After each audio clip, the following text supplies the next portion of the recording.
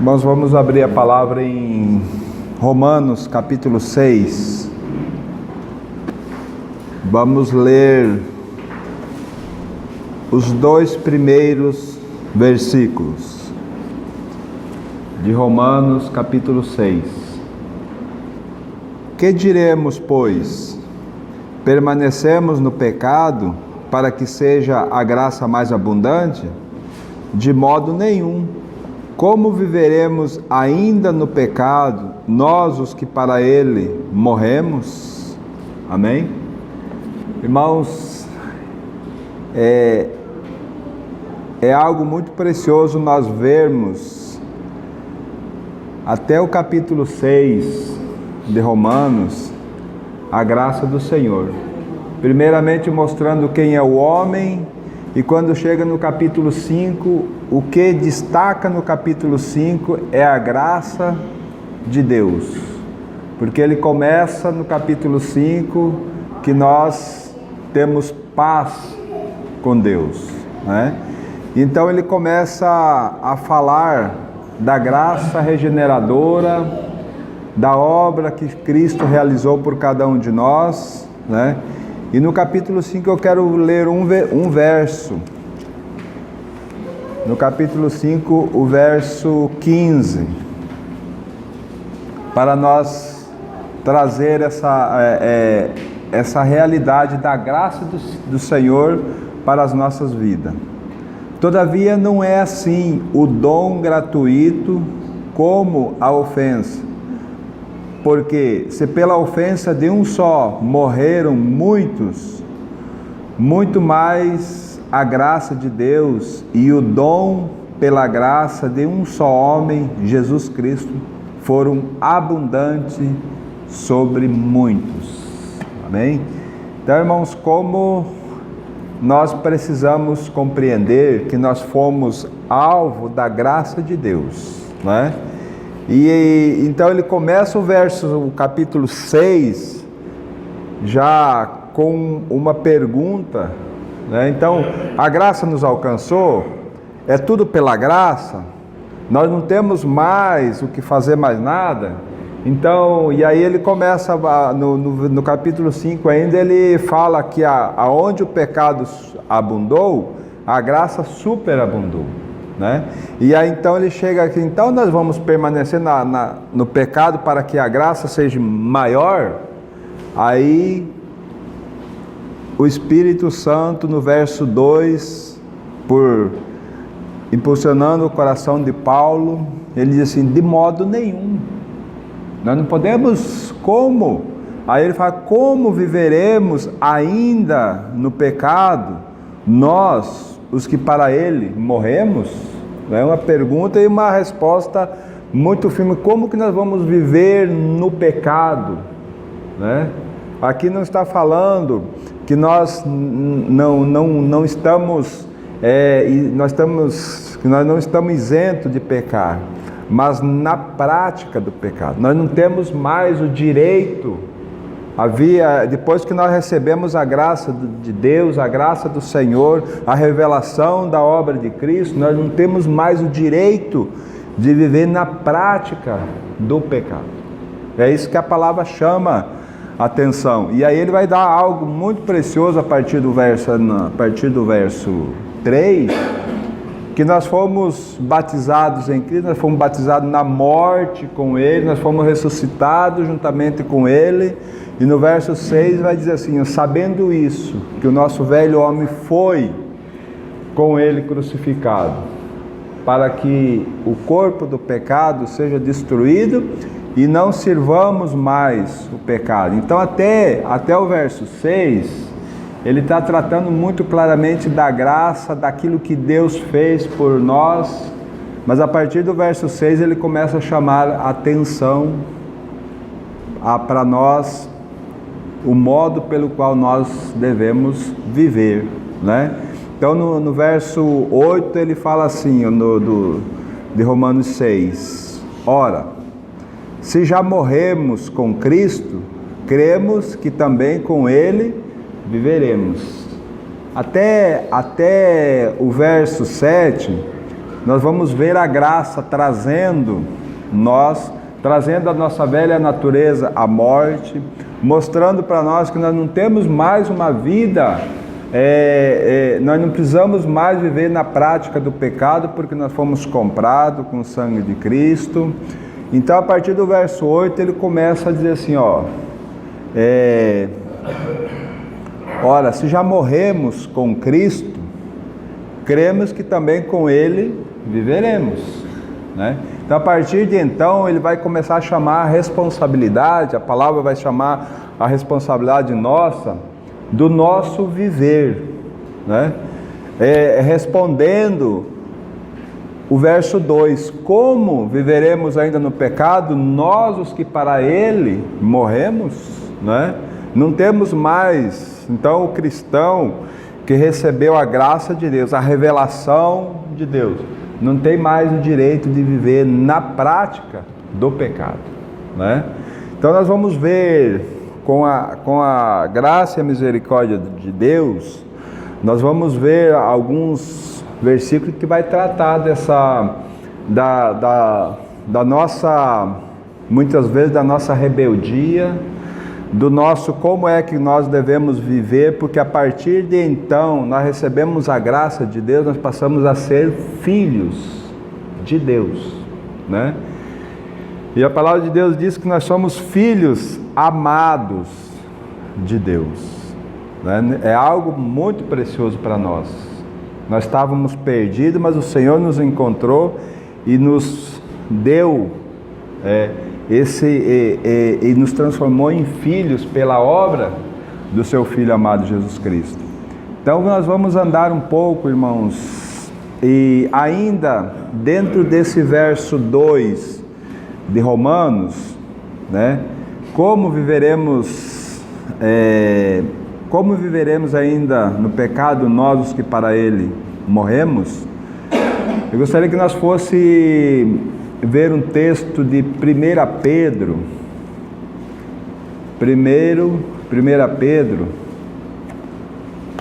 capítulo 2, também mostrando, dando essa clareza de que nós não estamos mais em condições de viver na prática do pecado, né? 1 Pedro 2, 24.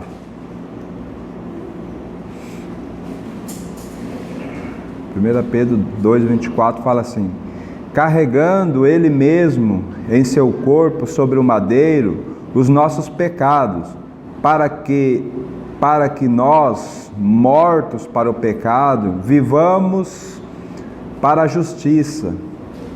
Por suas chagas fostes sarados. Amém? Então, irmãos, ele levou sobre si, no madeiro e na cruz, os nossos pecados, né? Para que nós não vivamos na prática do pecado. Então fica muito claro a pergunta de Paulo respondendo: como viveremos nós no pecado, nós os que para ele morremos, né? Então nós não temos mais como viver na prática do pecado, porque nós fomos resgatados, fomos salvos. Cristo agora vem ser a nossa vida, né? Como se morremos com ele, cremos que também com ele viveremos, né? Então vamos ver alguns textos de Efésios capítulo de número 5.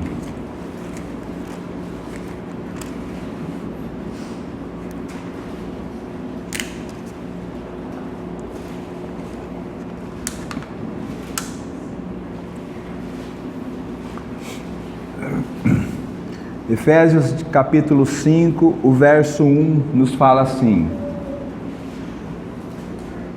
sede, pois, imitadores de Deus como filhos amados, né? Então, veja só, sede imitadores de Deus como filhos amados. Por que nós podemos imitar a Deus? Por quê? Porque lá nós lemos o texto de Romanos, capítulo 6, o verso 8, né? Cremos que com Ele morremos, também com Ele nós, se nós formos ressuscitados com Ele nós vamos viver. Se nós morremos com Ele, nós fomos ressuscitados junto com Ele e viveremos junto com Ele. Então, por isso que nós somos filhos amados de Deus, né? E nós podemos imitar, não imitar a Deus nos seus atributos incomunicáveis, jamais, mas nos atributos comunicáveis de Deus, né? O seu amor, e nós vamos ver isso no verso 2 aqui, ó, quer ver, ó? De Efésios 5, 2, e andai em amor, como também Cristo nos amou e se entregou a si mesmo por nós, como a oferta e sacrifícios a Deus em aroma suave, né? Então, como é que nós vamos imitar a Deus? Andando em amor, né? Nós temos isso no nosso coração? Não temos, né? Por isso que nós precisamos que o Senhor realmente, que nós não vivamos na prática do pecado, e nós realmente vivamos, se nós morremos com Ele nós viveremos. Estamos vivendo, a nossa vida ela pertence ao Senhor, ela deve ser uma expressão do amor do Senhor, e só assim nós vamos poder andar em amor. Então, somos filhos amados, né? E podemos andar nesse amor do Senhor. Agora veja aqui, irmãos, o verso 6. Ande um pouquinho mais aí, verso 6. Fala assim: Ninguém vos engane com palavras vãs, porque por essas coisas vem a ira de Deus sobre os filhos da desobediência. Amém? Então nós vamos verificar algo muito precioso: os filhos amados e filhos da desobediência, né? O filho amado pode ser um filho da desobediência?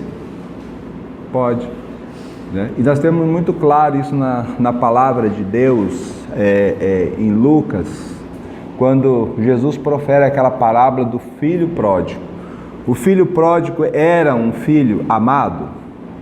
Era, né? A palavra é muito clara em dizer que o pai tinha um grande amor por ele, mas ele se tornou um filho da desobediência, um filho desobediente.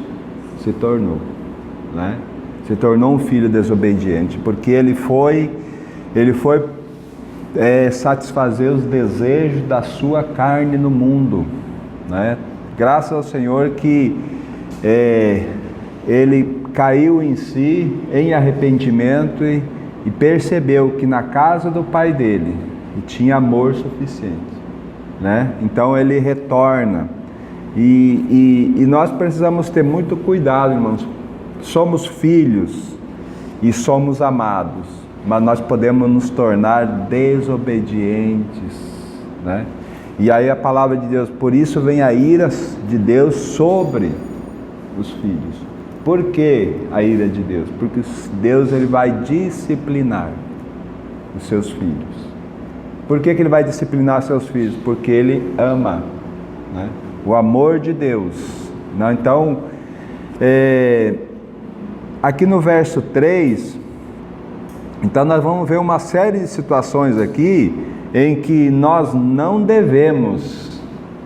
devemos fugir disso, né? Veja no verso 3: mas a impudicícia e toda sorte de impureza ou cobiça nem sequer se nomeie entre vós, como convém a santos, né? Então começa uma lista dizendo assim: essas coisas não devem estar no meio dos filhos amados, né? nem conversação torpe, nem palavras vãs ou chocarrices, coisas essas inconvenientes, antes, pelo contrário, ações de graças. Sabei, pois, isso: nenhum incontinente ou impuro ou avarento que é idólatra tem herança no reino de Cristo e de Deus. Por quê que não vai ter? Porque quando nós estamos debaixo de conversação torpe, é conversando as coisas do mundo, é piada, é coisas inconvenientes diante de Deus. Isso aí vai nos levar à prática do pecado, né? Quando ele fala que não se pode haver impuros ou avarentos ou idólatra, né? É porque isso leva nós à prática do pecado, né? E aí nós vamos estar debaixo da ira de Deus, né? E aí então vem o verso 6.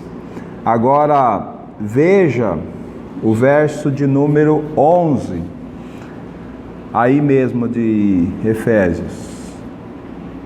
E não sejais cúmplices nas obras infrutíferas das trevas, antes, porém, reprovai-a. Porque aqueles que andam em desobediência, eles se tornam filhos das trevas. A treva começa a chegar, né? E aí o Senhor então não vai poder trabalhar nessa vida. Por isso que esse texto chama a atenção, que essas coisas sejam reprovadas pelos filhos de Deus, pelos filhos da luz. Veja um pouquinho mais aí, irmãos, o verso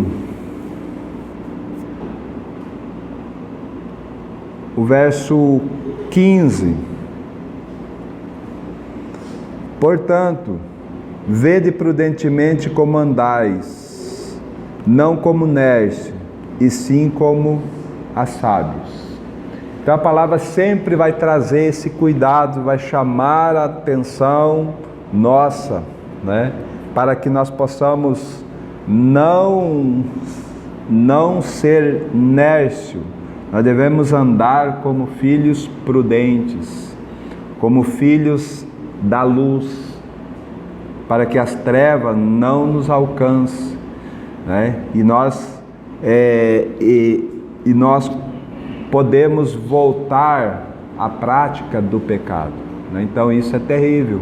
Por isso que a palavra vai sempre chamar a nossa atenção. Ó, cuidado, olha, veja o que você está fazendo, como é que você está andando, e nós temos, como é que nós devemos andar. A palavra de Deus é muito clara em falar para nós a forma pela qual nós cristãos devemos andar, né? Então é muito precioso você ver a palavra de Deus. Daí você vê um pouquinho mais adiante aí, no verso 18, ele fala assim: e não vos embriagueis com vinho, no qual há dissolução, mas enchei-vos do Espírito.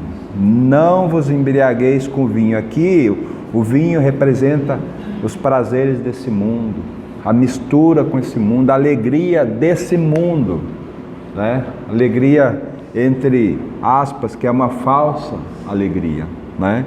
Então nós não devemos nos embriagar, nos encher com as coisas desse mundo, mas nós devemos nos encher com o Espírito de Deus, o Espírito Santo, para que nós possamos andar. Agora esse verso 15 e esse verso 18, ele nos leva a uma parábola do nosso Senhor Jesus. Mateus 25, parábola das 10 virgens. É muito claro. Se você pegar esses textos aqui e levar para Mateus 25, você vai ver muito claro isso na palavra de Deus. Aquelas 10 virgens eram a totalidade da igreja, né? mas ali tinha 5 prudentes e 5 nércios. E aquelas nércios, e todas as 10 adormeceram. E ali não fala nada, ali tem alguns irmãos que falam que 5 crentes, 5 cristãos e 5 do mundo, né? O Senhor, Ele nunca falou, Ele nunca chama virgens o mundo, as pessoas do mundo, né? São 10 virgens, 10 puras, mas então 5 delas foram prudentes e 5 delas viveram a sua vida na prática do pecado, se satisfazendo, fazendo com que a sua vontade nesse mundo prevalecesse, né? Vamos a ela, vamos a Mateus 25 para nós vermos algumas situações em relação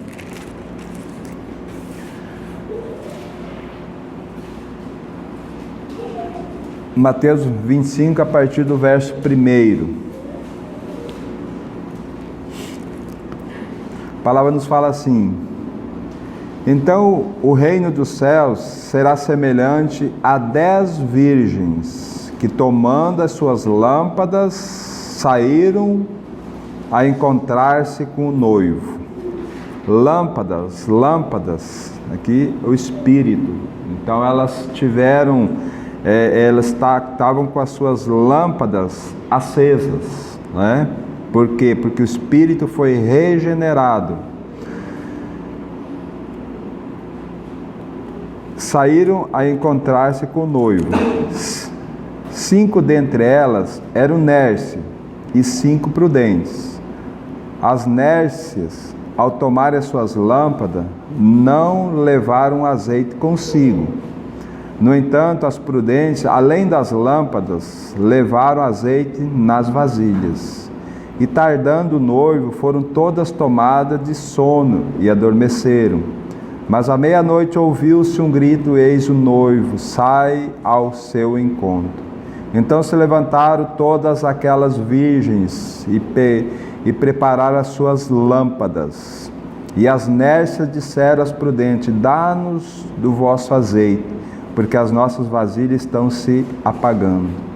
Mas as prudentes responderam: não, para que não nos falte a nós e a vós outros. Ide diante aos que o vendem e comprai.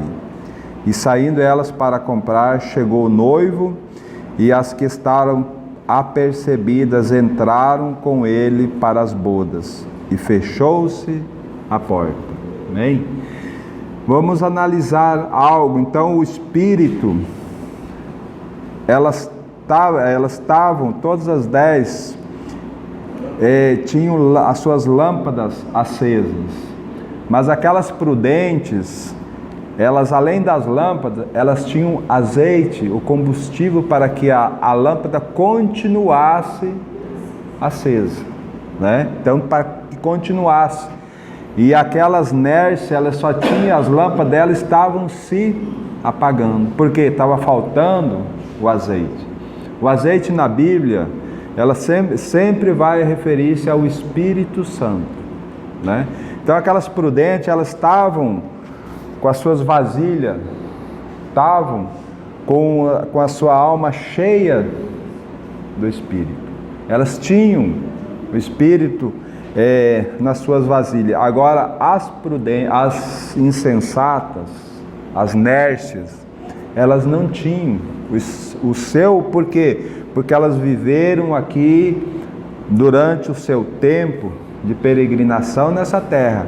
Elas viveram com a sua alma voltada para as coisas desse mundo, para a satisfação da sua própria carne. Então elas viveram da forma com que elas quiseram, né? Enquanto que as prudentes negaram os seus desejos da carne, não quiseram servir os seus próprios desejos e buscaram a mente do Senhor, se encheram do Espírito Santo, né? Então, irmãos, como isso precisa ser muito claro para nós, porque nós somos filhos amados de Deus. Agora, nós não podemos se tornar filhos desobedientes, né?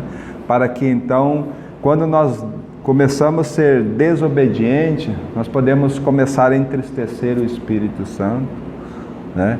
Nós podemos apagar o Espírito Santo, né? Ele não vai nos abandonar, nós nunca vamos deixar de ser filho, jamais seremos filhos, né? Mas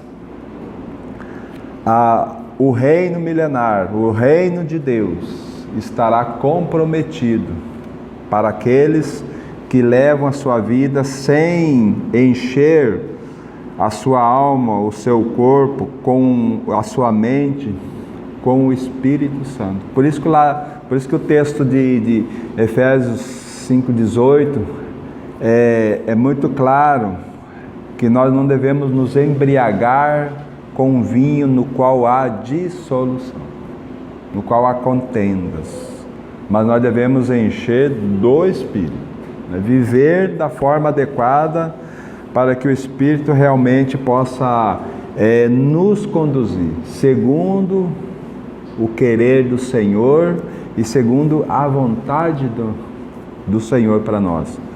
Então, irmão, essa parábola, ela se encaixa muito claramente naquilo lá em Efésios capítulo 5, nos textos que nós estamos vendo, e se nós formos ver também Gálatas, é muito precioso ali nós vermos as obras da carne, né?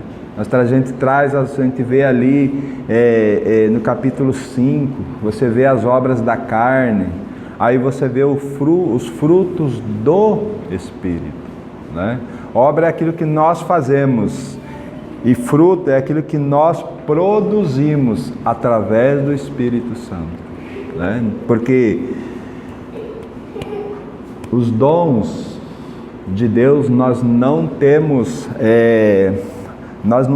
como expressá-los se nós não estivermos cheios do Espírito, né?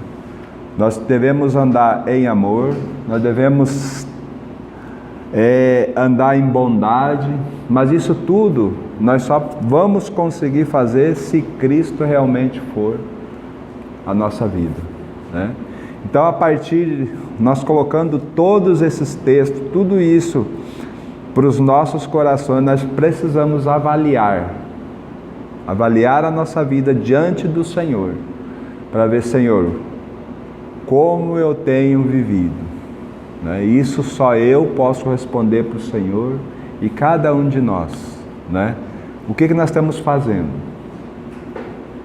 E para nós analisar algo um pouquinho mais agora, para chacoalhar um pouquinho mais nós, vamos para 1 Coríntios. 1 Coríntios, capítulo de número 3.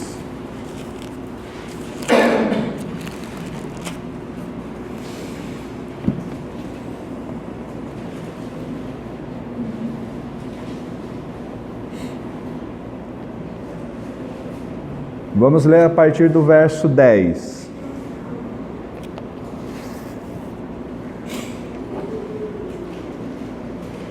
Segundo a graça de Deus que me foi dado, lancei o fundamento como prudente construtor, e outro edifica sobre ele, porém cada um veja como edifica. Agora que nós devemos parar e ver, olhar, colocar a nossa vida diante do Senhor, e nós imaginando que e nós pegando aquele texto que nós lemos de Efésios 2, o último texto lá, vai nos dizer que nós estamos sendo edificados junto, casa espiritual, né? Aí nós devemos ver como é que nós estamos sendo edificados, né? E aí o texto aqui prossegue dizendo assim, o 11: porque ninguém pode lançar outro fundamento além do que foi posto, o qual é Jesus Cristo. Contudo, se alguém edifica sobre o fundamento, é ouro, prata, pedras preciosas, madeira, feno e palha. Então aqui nós devemos analisar o que nós estamos, aonde nós estamos fundamentados, e nós estamos edificando, nós estamos sendo edificados. Ouro, prata e pedras preciosas, né? Então é uma sequência. Ouro fala da natureza de Deus, prata fala da obra regeneradora de Cristo, e pedras preciosas é aquilo que o Espírito Santo está formando em nós, né? Então esses três elementos precisam ser a base daquilo que nós estamos vivendo, né? Precisa ser a base, porque senão nós vamos, se esses três elementos são a base, nós vamos ser filhos da luz, filhos prudentes, filhos amados, né? Agora vamos para os outros três: madeira, feno e palha. Madeira, natureza do homem, né? Nós estamos edificando com a nossa própria, dentro da nossa própria vontade, né? Nós estamos edificando a nossa vida fundamentado no homem, nas coisas que eu acho, nas coisas que eu quero. Afinal de contas, os meus desejos precisam ser manifestados, né? Os meus desejos aqui nesse mundo precisam ser expressados, precisa estar em primeiro lugar. Eu preciso ser feliz, é o que a gente mais ouve, né? Eu preciso ser feliz. O que é felicidade sem o Senhor, né? É nós estar edificando sobre a madeira, né? O homem. Feno fala da obra do homem, né? Nós estamos edificando sobre o nosso próprio, sobre a nossa própria vontade, né? E a palha fala da glória do homem. Então a palavra seguinte vai ser a seguinte: manifesta se tornará a obra de cada um, né? Isso vai ser manifestado rapidinho. Aonde que vai ser manifestado? Nas tribulações. E aqui vai falar do fogo. Pois o dia o demonstrará, porque está sendo revelado pelo fogo, o qual seja a obra de cada um, o próprio fogo o provará, né? Se eu estou edificado sobre o ouro, prata e pedras preciosas, nas minhas tribulações, nas minhas dificuldades, eu vou ter plena convicção de que o Senhor está passando comigo, de que eu vou me curvar ao Senhor dentro dessa tribulação, dentro desse fogo, e dizer: Senhor, o que o Senhor quer me ensinar aqui dentro? O que o Senhor quer falar comigo aqui dentro? Eu vou ter uma comunhão como Sadraque, Mesaque e Abidnego, dentro da fornalha de fogo, né? Eu imagino que quando o rei chegou na porta e disse: Sadraque, Mesaque e Abidnego, venham para fora.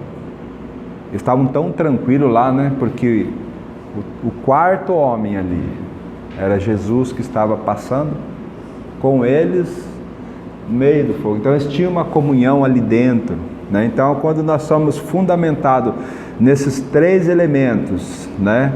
O ouro e a prata, e a pedra preciosa, na tribulação vai ser para que nós possamos ser conformados com a imagem de Cristo. E o Espírito Santo está formando, e nós permitindo que Ele molde mais e mais a pessoa de Cristo em nós, né? Agora, quando nós somos filhos da desobediência, né? Veja que mesmo você estando edificado sobre porque o fundamento aqui é Cristo, né? é Cristo. Então, se você você creu no Senhor, mas agora você se tornou desobediente, o fogo vai provar e lá no final você vai ser salvo. Por quê? Porque você vai passar por algo de disciplina no reino. Um local onde você vai ser disciplinado, para que lá no final, quando terminar o reino, você possa entrar na Nova Jerusalém.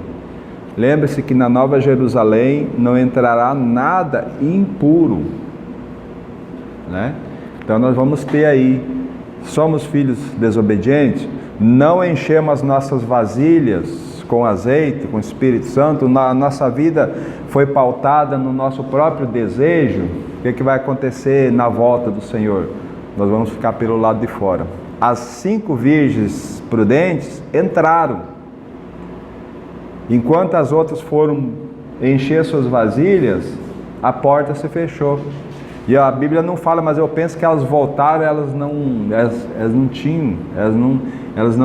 porque elas não tinham onde buscar, porque o tempo da graça tinha passado, né? Então elas ficaram pelo lado de fora, né? Então isso é um alerta para nós, né? Então madeira, feno e palha, quando você bota fogo, é um melhor do que o outro, né? A madeira queima rápido, o feno nem se fala, né? E a palha é mais rápido ainda, então some, né? Agora o que permanece? Aquilo que foi edificado sobre o ouro, a prata e pedras preciosas, né? Então nós precisamos ir aos pés do Senhor, e só o Senhor pode trazer essa realidade para as nossas vidas. Senhor, eu quero em obediência ao Senhor, eu quero andar segundo a tua vontade, né? Quero ser edificado para a glória do teu nome, né? Então nós precisamos, irmãos, que somos filhos amados. A palavra é muito clara, o Senhor, Ele não nos abandonará. Por quê? Porque Cristo nos comprou, somos dele. Agora nós podemos nos tornar filhos desobedientes, né? Filhos desobedientes. E aí vamos entrar na disciplina do Senhor, né? Então precisamos avaliar. Por isso que nós somos colocados como nós somos edificados juntos, né? Juntos, para quê? Para que nós possamos nos auxiliar um ao outro, né? Porque se nós negligenciarmos essa comunhão, nós não vamos conseguir ser edificados separados, porque nós somos espiritualmente, nós pudéssemos compreender, irmãos, nós somos unidos, né? Unido com a cabeça e nós o corpo. Então somos membros, né, desse corpo espiritual, onde um auxilia o outro, um ajuda o outro, né, nessa edificação. Então quando o irmão está lá, nós devemos exortar dentro da palavra.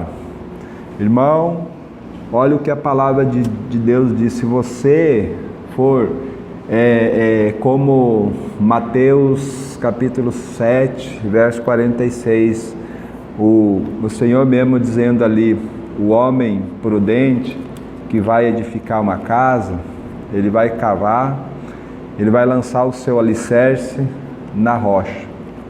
Mas aquele insensato, ele vai edificar a sua casa, ele vai sobre a areia, ele vai edificar a sua casa, né? Então vai vir provação para os dois.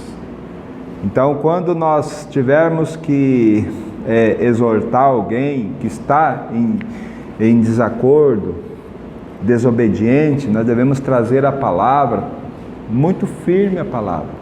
Irmão, aqui ó, a palavra diz que você deve ser prudente E para você ser prudente, você precisa buscar a mente do Senhor, você precisa buscar arrependimento, você precisa buscar a graça de Deus para a sua vida, né? Exortar dentro da palavra, mas nunca rejeitar, né? Porque o próprio Deus, o próprio Senhor que se entregou para aquele irmão, não o rejeita, né? É filho, e nós somos irmãos, então nós devemos estender a destra para que nós sejamos edificados juntos, porque muitos de nós aqui, irmãos, nesse texto, muitas vezes nós podemos estar querendo edificar sobre a madeira. Nós muitas vezes queremos buscar glória para nós. E aí é hora da igreja, daqueles que o Senhor der luz. Ó, irmão, cuidado, não é por aí, certo? O Senhor então tem os seus para nós sermos edificados juntos, como filhos amados de Deus, né? Que o Senhor nos ajude, irmãos, e trabalhe em nós, e não tenhamos medo de buscarmos ajuda um com o outro, né? Para que nós sejamos edificados, né? E também devemos ir aos pés do Senhor, dentro daquilo que o Senhor falou ao nosso coração. Não nos embriaguemos com vinho no qual há dissolução. Não busquemos prazer nesse mundo, que esse mundo vai nos levar para as trevas, né? Mas devemos encher do Espírito Santo, né?